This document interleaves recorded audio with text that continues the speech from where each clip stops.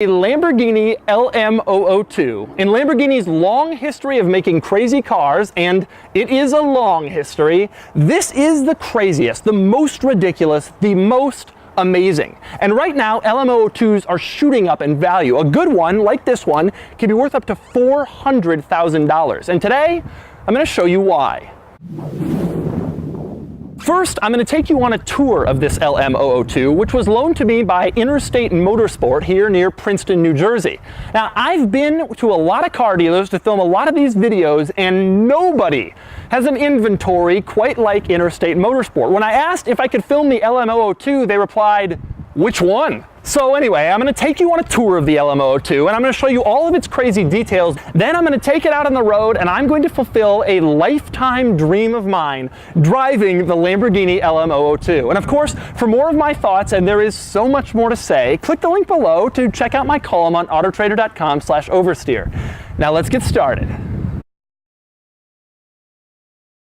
We'll start up front. Now, the LM002 was made throughout the 1980s and early 1990s with only just over 300 built for the entire world. Only 49 were built for the US market, and this is one of those 49. Under the hood of the US models is the V12 from the Lamborghini Countach with upgrades like fuel injection from the Lamborghini Diablo.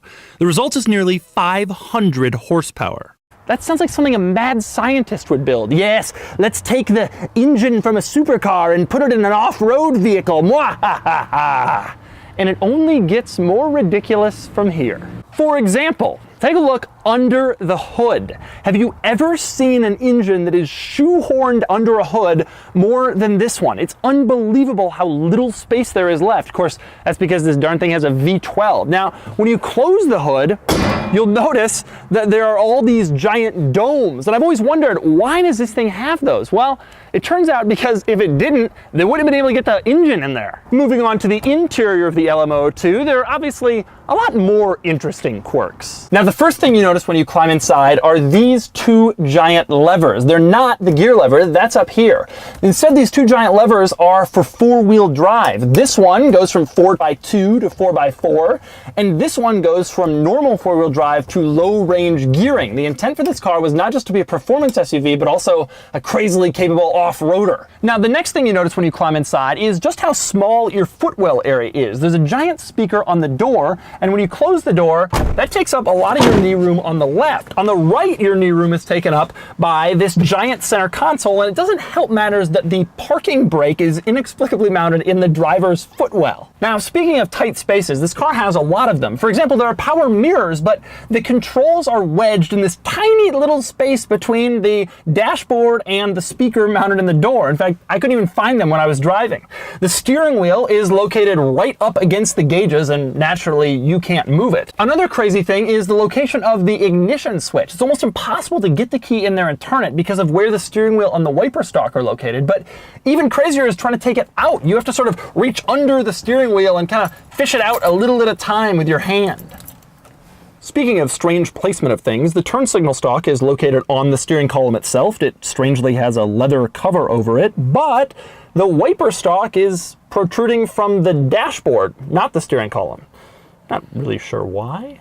Also oddly mounted is the passenger side mirror. For some reason, it's located way too low on that side of the car, and so the door cuts off about half the mirror. Not that it really matters, because look at the size of these mirrors. For this giant, brutish, Rambo-looking car, the mirror is only a little bit bigger than my hand. It's about the size of a lined note card. Now, back inside, there are a lot of weird switches and warning lights and labels all over this vehicle.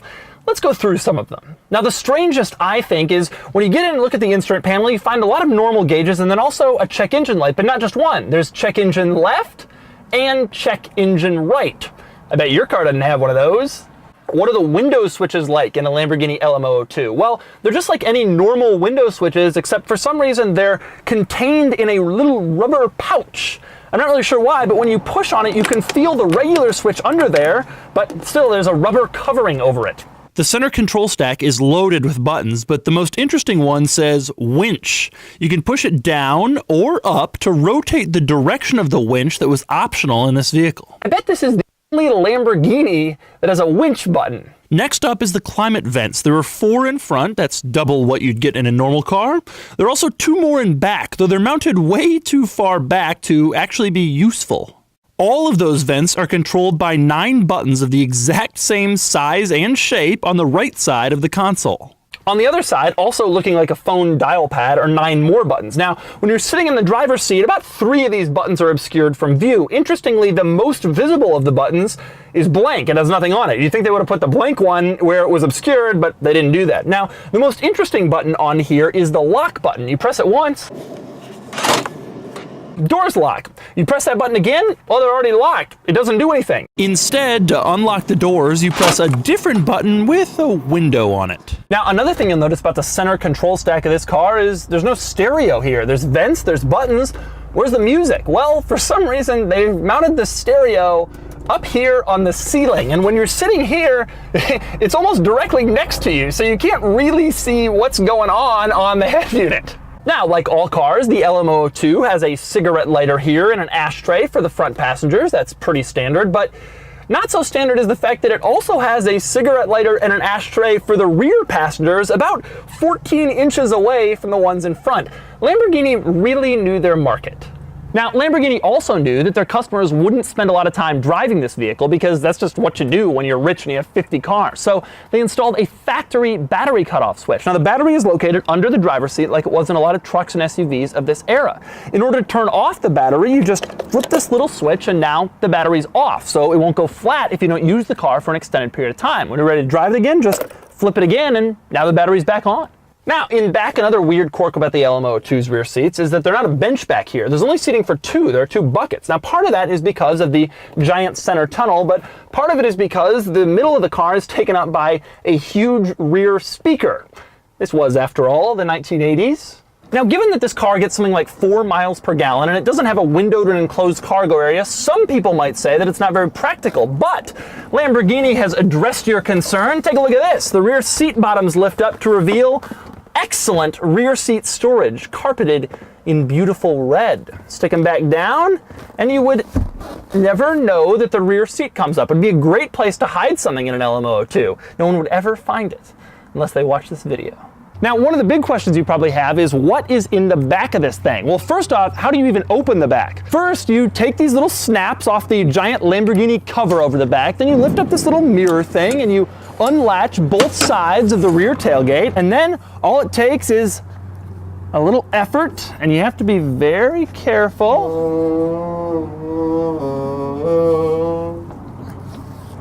And you're in.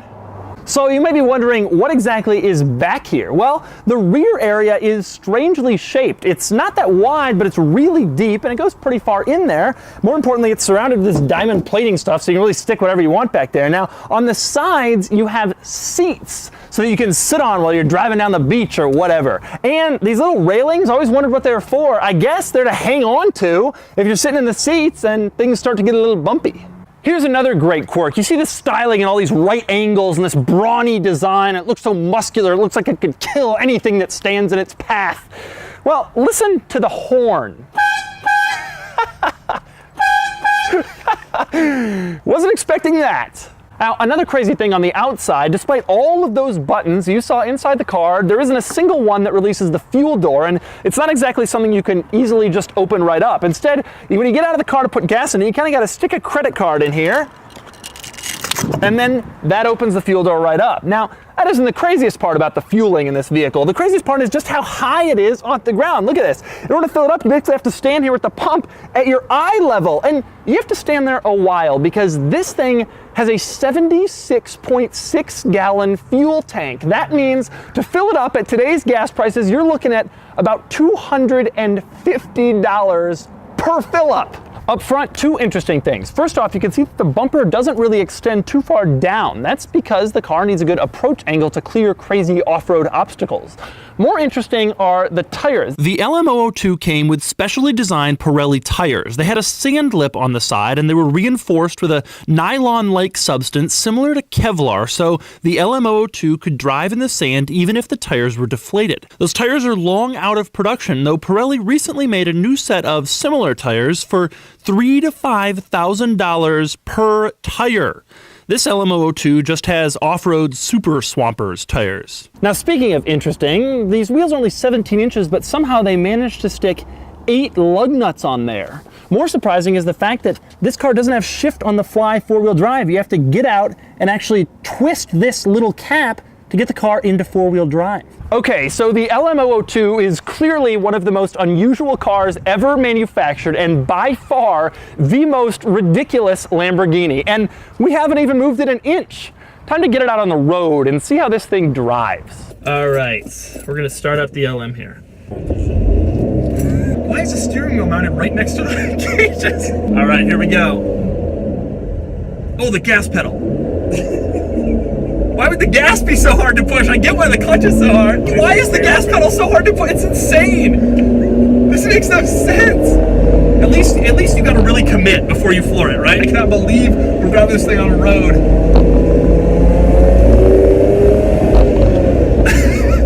Okay, the shifter throws aren't so bad actually for an older car.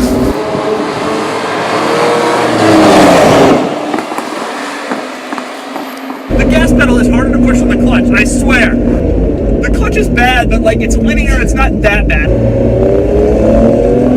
It surges, but like you have to commit to giving it serious gas in order to see it move. It doesn't rattle or shake or anything like that. It actually feels surprisingly well put together. Looking out over this hood is one of the craziest things I've ever looked at in my life.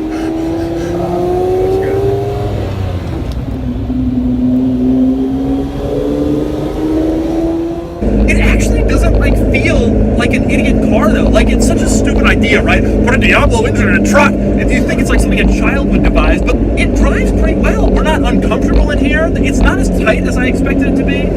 It feels as comfortable or whatever as my Range Rover. It's just louder and harder to operate the pedals and the gear lever and all that. So the steering is a little bit vague, but there's not anywhere near as much body roll as I was expecting. With a car like this, you expect it to just sort of, especially at 25 years old, you expect it to waft around the corners. It doesn't really do that. It feels pretty connected.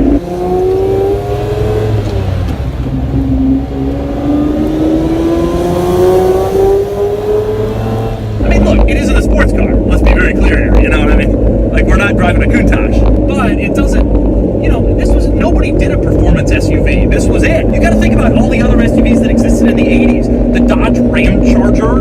I thought it would be floppy and weird and all that. It doesn't feel like that. It actually feels like it's pretty well put together. We go over bumps and it doesn't start shaking like the whole thing's about to fall apart. And potholes, don't worry about it. That voice is Steve. He owns Interstate Motorsport, and he encouraged me to have fun in this truck. But next we had to stop for gas, which takes a while.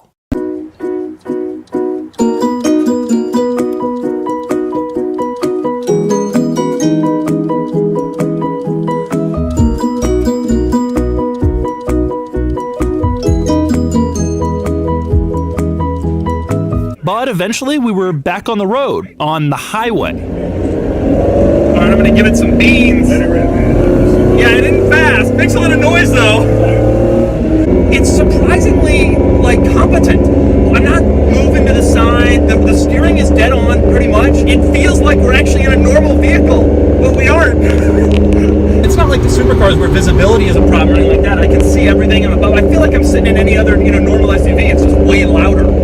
You think we're the only person in all of the Northeast driving one of these today? You're the only person in America. 100%. Gotta be. 100%. You think we're the only person in America?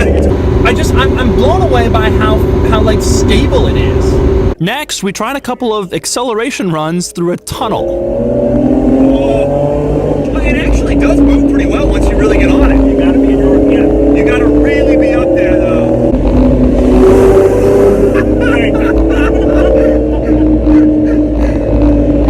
That is awesome.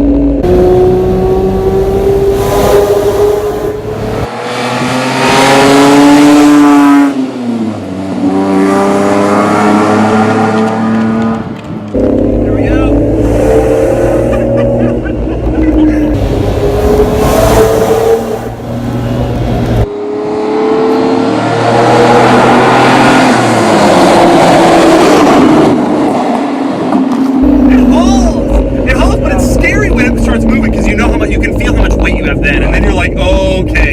I don't know if I want to really get going that fast. Then Steve had a suggestion. Drive the truck over the ultra-narrow 115-year-old Washington Crossing Bridge over the Delaware River. I was nervous at first. Look at it, it's right there, man. Come on, dude. Look at you. You're gonna bail out. I can't believe it. I don't want to miss anything up. That'd be so bad. But then I went for it. Here it goes. We're doing this narrow bridge. You shooting this? It's the scariest thing. We're doing it! Oh no, sir, please. This guy is like, I have just made the biggest mistake. He's stopped. He's done. He's like, I have just made the biggest mistake of my entire life. You got another foot over here. Okay. No! Sugar. That's the guy we didn't want. You still got a foot. Don't worry about it. You got a foot. He folded in his mirror. Thank you, sir. Oh, this would have worked. Where was that guy a minute ago? And then we were off the bridge and the drive came to an end. So there's the Lamborghini LM002. It is simply a combination of the absurd, the most ridiculous supercar engine you can imagine, and the most capable off-roader you could find. Imagine if a Hummer H1 had the engine from a Lamborghini Aventador, and that was basically this thing, except with unbelievably limited production. These things are worth $200,000, $300,000, $400,000, but I promise you, as interest in old SUVs grows and as SUV values continue to rise, this thing will be looked at as the all-time king of the hill. The one time that Lamborghini truly went crazy for a few years in the 1980s. And I promise you that someday this will be a $1 million car.